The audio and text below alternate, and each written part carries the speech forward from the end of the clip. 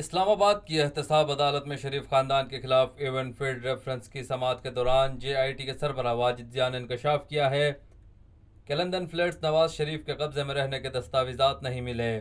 ان کا کہنا تھا کہ ہم نے دستاویزات اکٹھے کرنے کی کوشش کی تھی۔ احتساب عدالت کے جج محمد بشیر نے شریف خاندان کے خلاف ایون فیلڈ ریفرنس کی سماعت کی۔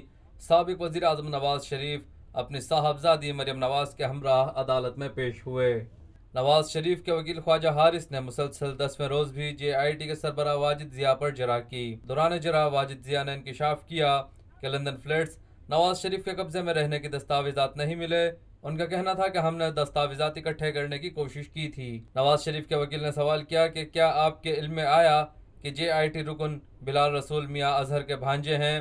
اس پر واجد ضیاء نے کہا کہ تفتیش کے دوران نوٹس میں آیا کہ بلال رسول میاں اظہر کے بھانجے ہیں۔ خواجہ حارث نے سوال کیا کہ کیا آپ کے علم میں آیا کہ بلال رسول کی اہلیہ نے 2013 میں ق لیگ سے الیکشن لڑا؟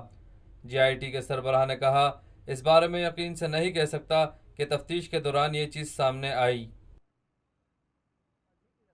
یہ ہے خبر کا جہاں اور آپ دیکھ رہے ہیں TNN TV۔